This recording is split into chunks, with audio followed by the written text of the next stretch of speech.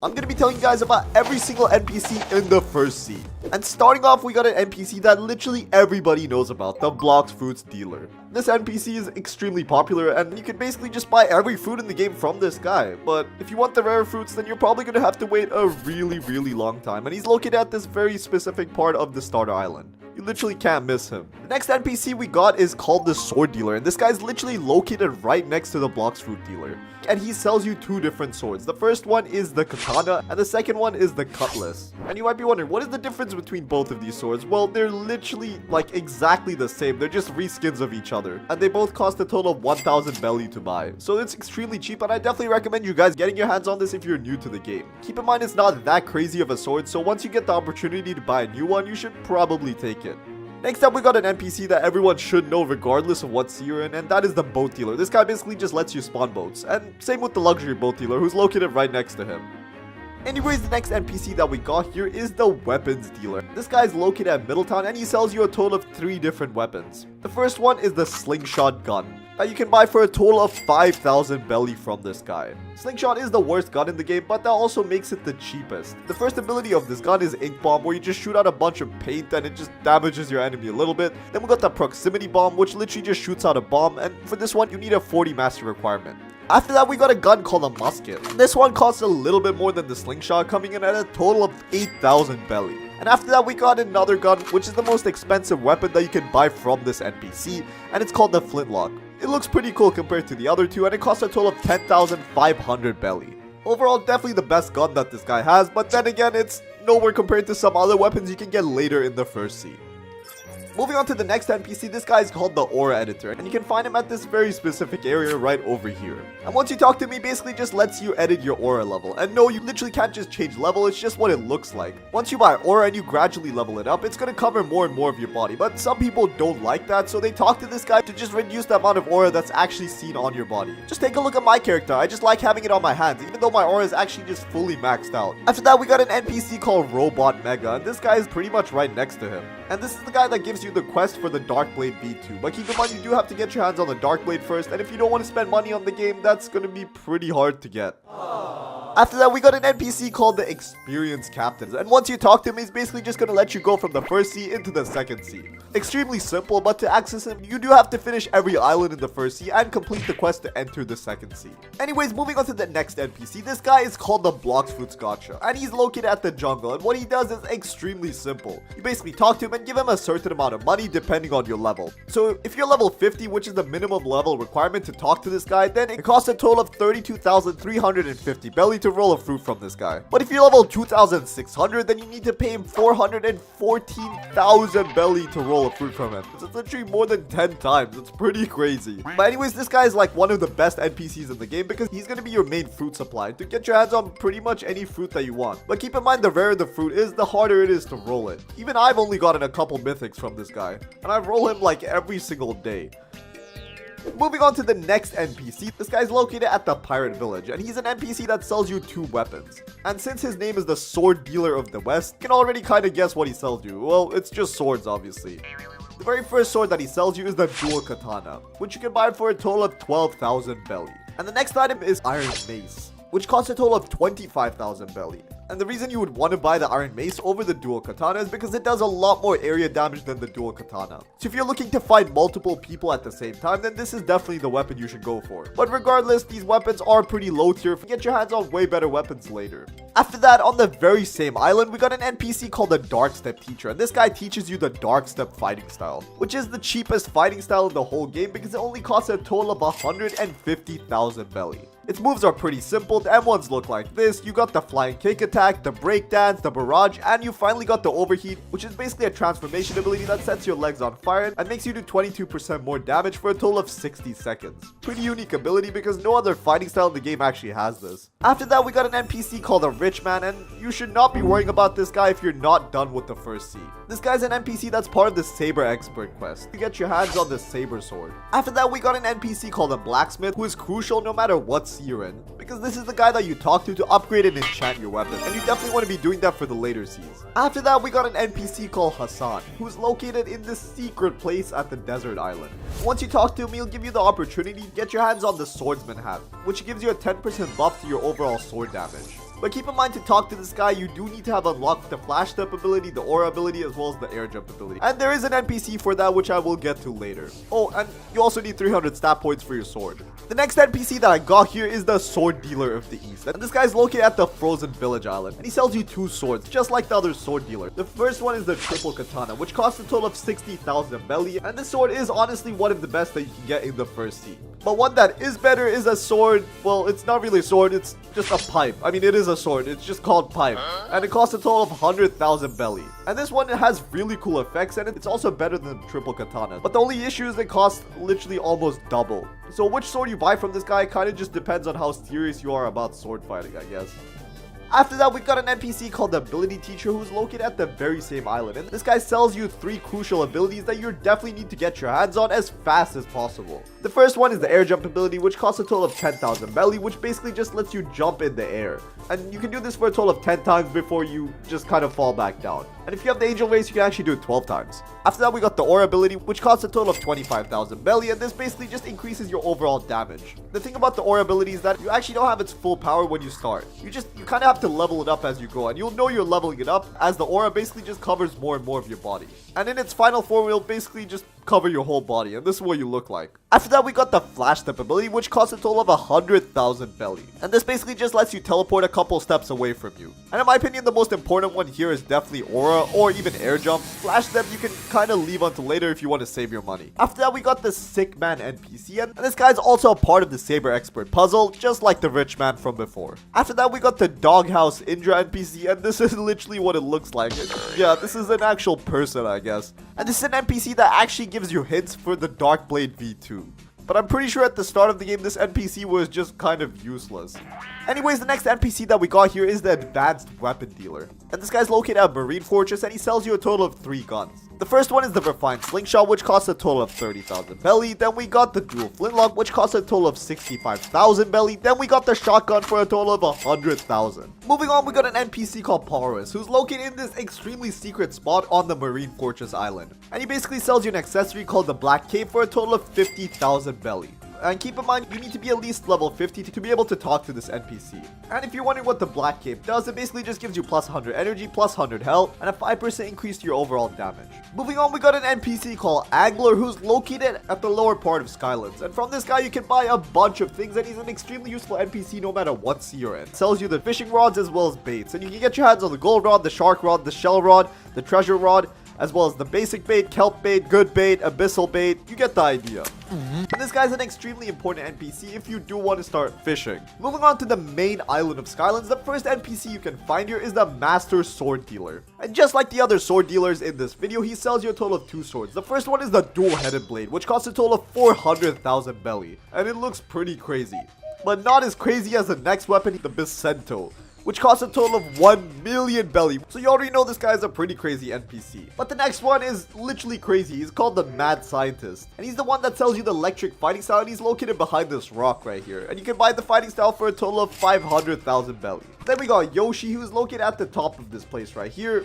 And he sells you the Tomoe ring accessory for a total of 500,000 belly. And keep in mind, you need to have at least 200 melee stat points to get your hands on this accessory. And if you're wondering what it does, it just increases your overall Blox food damage by 10%. The next NPC we got here is a pretty interesting one. This guy's the remove Blox food NPC. He basically just removes whatever Blox food that you currently have equipped in. And the only reason you should be doing this is if you're just scared of water, I guess. Like, that's literally the only drawback to having a Blox food equipped in. And there's so many ways to get around the water that it's just kind of useless to talk to this guy. Anyways, moving on to the next NPC. This guy is called the Living Skeleton, and he's located in this secret area right over here in the Magma Village. And when you talk to him, he'll sell you a sword called the Soul Cane for a total of 750,000 belly. Anyways, moving on to the next NPC, he's located at the underwater city, and he's called the Water Kung Fu Teacher. To find this guy, you also kind of just have to walk through this wall right over here. As you can probably tell by his name, he sells you the Water Kung Fu fighting style, which is a pretty decent fighting style. After that, we got an NPC called the Instinct Teacher, and he's literally located at the highest point in the map, at Upper Skylands at the top of this temple. And when you talk to him, you can get your hands on something called Instinct. but you do have to pay him a total of 750,000 belly. And you also have to have completed the Saber Expert puzzle that I kind of talked about before. But once you get your hands on Instinct, it basically just lets you dodge things and lets you see people and NPCs through walls. Extremely useful ability, and I definitely recommend you guys getting your hands on this before you head into the second sea. Okay, so the very first NPC that we got in the second sea is the Cyborg NPC, and he's located at this very specific area on the side of the factory, and this is what he looks like. And once you talk to him, he's going to offer to sell you a boat for 1,500 fragments. And that boat is going to be the Lantern boat, which is overall a pretty solid boat. It has a total of 2,500 HP and it costs 5,000 belly to spawn in. This one is definitely worth it in my opinion. Anyways, the next NPC that we got here is the Trevor NPC. And I'm pretty sure most of you watching this video should already know about this guy. He's one of the guys you have to talk to when you do the quest to enter the third sea. And you basically have to offer him a physical fruit that's worth like 1 million belly or higher. So if you're still in the second sea, make sure you get your hands on a fruit worth at least 1 million because you're gonna need it for later. Moving on from that, we got the Airway NPC, and this guy is also located in the Kingdom of Rose. And the place you find this guy is literally inside this hill right over here. He's a hidden NPC, and the only reason he exists is for you to upgrade your race to V3, except the Drago race, because everyone knows that one's a little bit different. And obviously, to get your race to V3, you already need to have your race at V2, so make sure you get that done before you try to upgrade your race. Moving on, the next NPC that we got here is the Sabi NPC, and this guy is pretty special because he actually sells you a fighting style. And the place you can find him is on this bridge right over here. You'll be able to buy the Dragon's Breath fighting style for a price of 1,500 fragments. And overall, this isn't really one of the best fighting styles in the game, but I definitely recommend you guys getting your hands on it. Moving on, the next NPC that we got in the Kingdom Rose is the Aura Editor, and most of you should already know about this guy. He basically just lets you edit your aura. After that, we got the Blacksmith NPC, and when you talk to him, he's basically just gonna let you upgrade your weapons or enchant them, which are pretty useful things. So if you haven't already enchanted your weapons or upgraded them, I definitely recommend talking to this guy and getting that done. And after that, we got the Sea Captain, and you guys should already know about this guy. He just lets you go back and forth between the second sea and the first sea, and he's literally located at the docks. Anyways, moving out of the Kingdom of Rose, we're heading over to the Colosseum. And here you can find an NPC called King Redhead. You can find him with the prisoners in a cell underneath the Colosseum. And this guy's also a part of the quest to unlock the third sea, so you won't really be talking to him until you're basically done with the second sea. And now we're heading over into the cafe, and here you can find some really interesting NPCs. And the first one of those is the Tort NPC. When you talk to this guy, he can actually change your race randomly for a total of 3,000 fragments.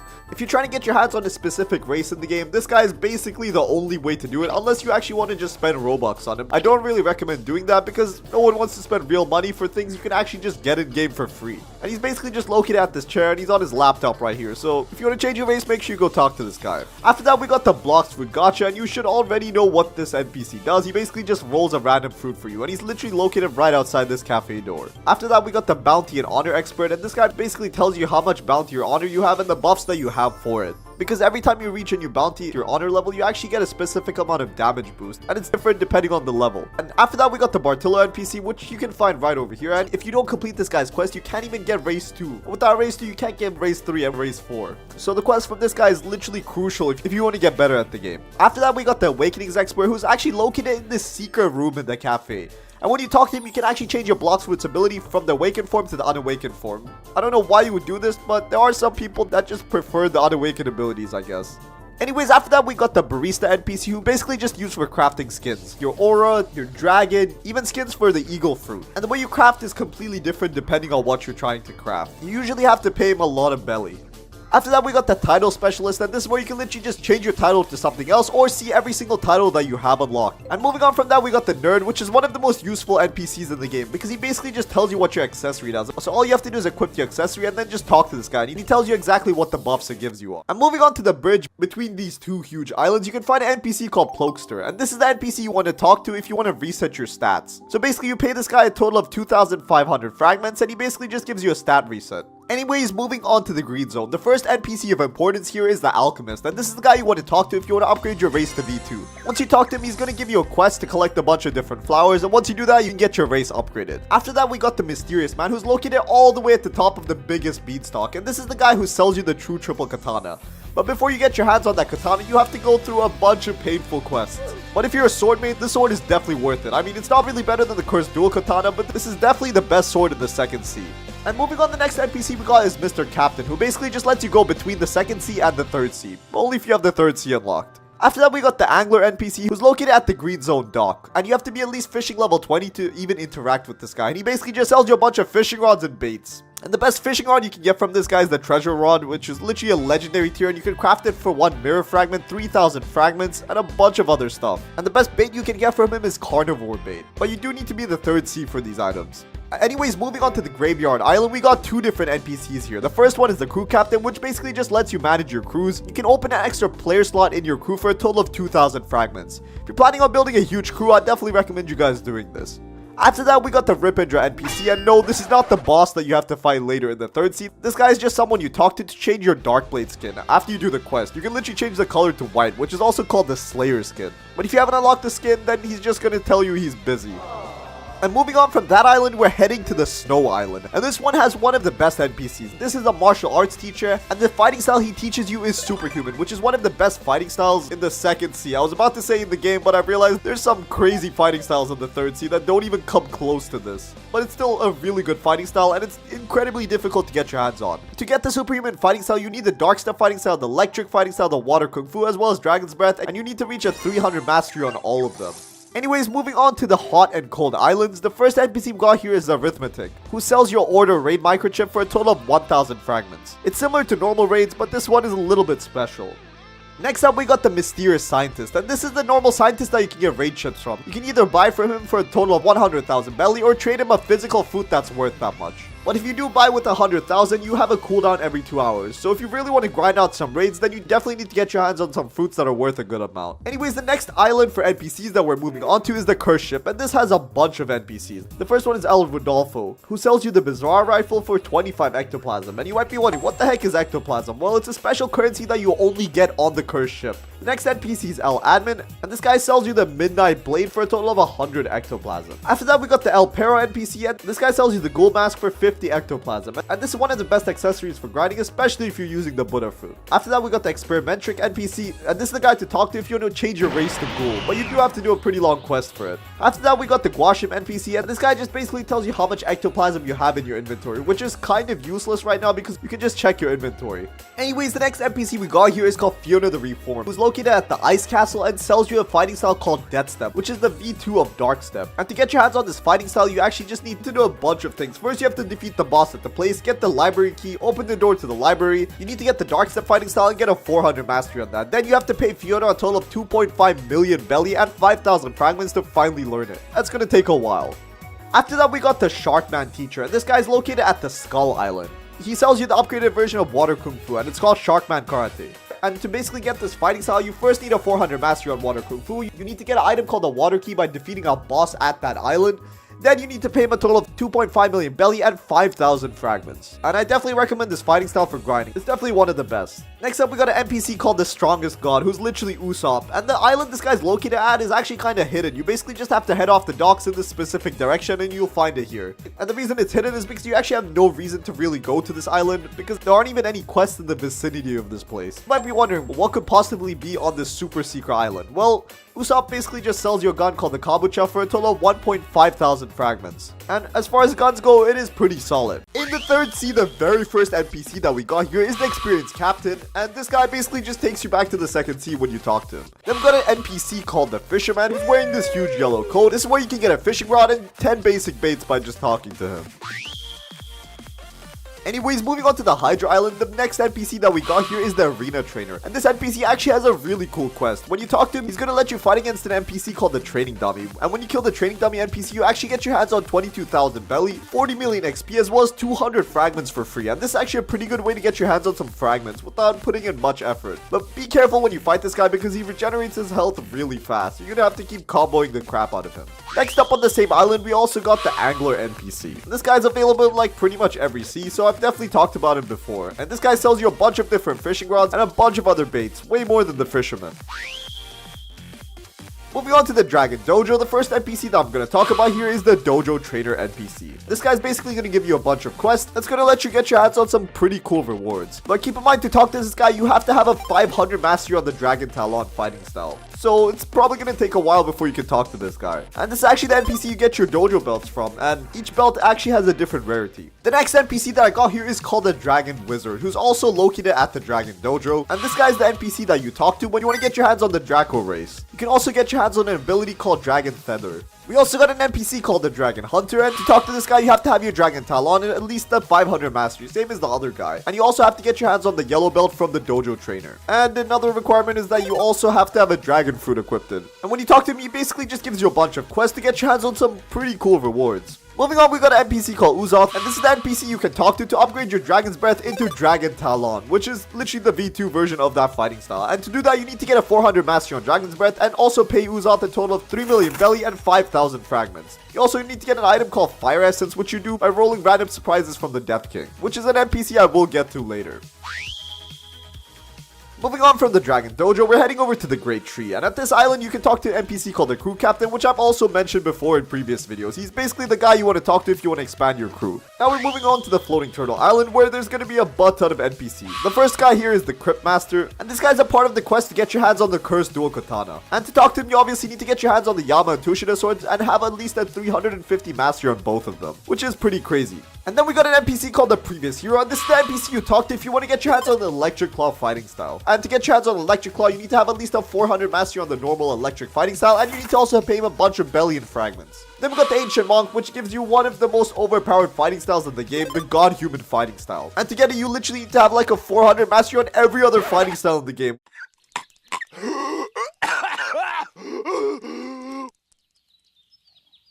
What kind of place is this? Which makes it one of the most difficult fighting styles to get. The only one that comes close is like Sanguine Art, but honestly I think this one is way harder. Moving on, we got an NPC called the Hungry Man, and this is the NPC you want to talk to if you want to upgrade your Instinct to V2. Which makes it a little bit better because you can literally see everything your opponent has equipped in, like literally every fruit, sword, gun, and fighting style. Also gives you some other pretty cool buffs. After that, we got the Hornman, and when you complete this guy's quest, you can get your hands on the Rainbow Hockey color, which looks really cool in my opinion. But you do have to kill like a total of 5 bosses, but it shouldn't take that long. After that, we got an NPC called Barista, and you can find him inside the mansion. And this is basically the guy you want to talk to if you want to change your hockey skins, aka your aura skins. You can also change your dragon skins and your eagle skins. So if you want to talk to him, just make sure you head over to the mansion.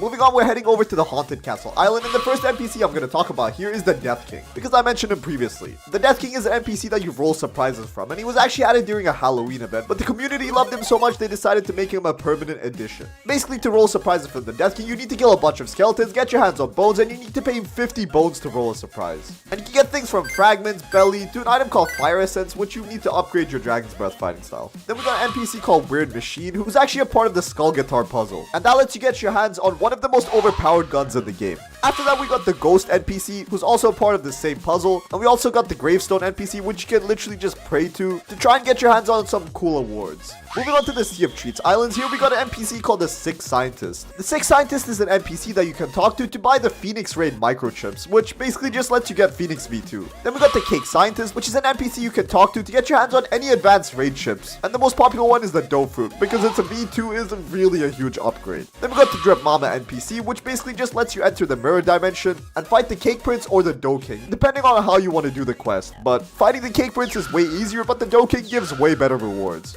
We also got the Sweet Crafter NPC, who is basically just gonna let you craft an item called the Sweet Chalice. Moving on to the Castle on the Sea Island. In this island, you got pretty much every single NPC you could ever look for. I'm not even going to waste time explaining every single one of them because you guys should already know about these guys. We got the Plokester NPC, who lets you reset your stat points. We got a Butler NPC with the Mysterious Scientist. We got Takamura. Takamura NPC is the one who lets you get your hands on an item called the Jaw Shield after completing a bunch of quests that you take from him. Then we got the Aura Editor, who basically just lets you edit your Aura stage. Then we got Fiona the Reformed, who lets you equip the Death Step fighting style. Then we got the Water Kung Fu Teacher, who lets you equip Water Kung Fu. Then we got the Dark Step Teacher, who lets you equip Dark Step. We got the Mad Scientist, who gives you the Electric fighting style. Then we got the Sharkman Teacher, who we can equip Sharkman Karate. Then we got the Martial Arts Teacher, who lets you equip the Superhuman fighting style. Then we got Sabi, who lets you equip Dragon's Breath. After that, we got the Elite Hunter, who lets you take some pretty cool quests. Then we got the Player Hunter, who also gives you some quests. Then we got the Remove Blox Fruit NPC, who basically just lets you remove your Blox Fruit. Pretty self-explanatory.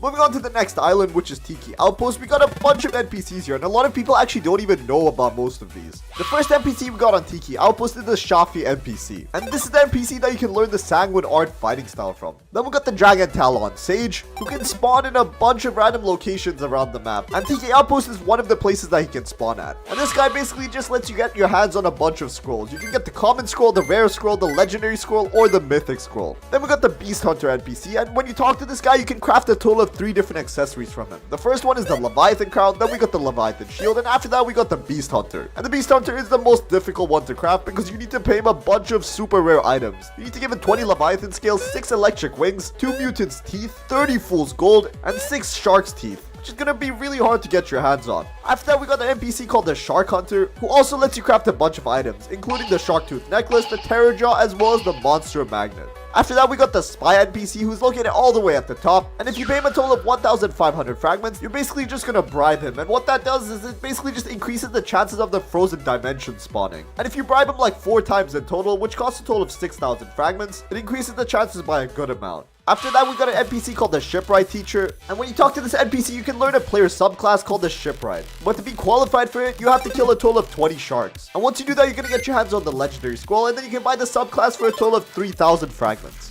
After that, we got an NPC called the Submarine Worker, who can basically just teleport you to different islands at a fixed price. And this is the NPC you talk to head into the submerged island.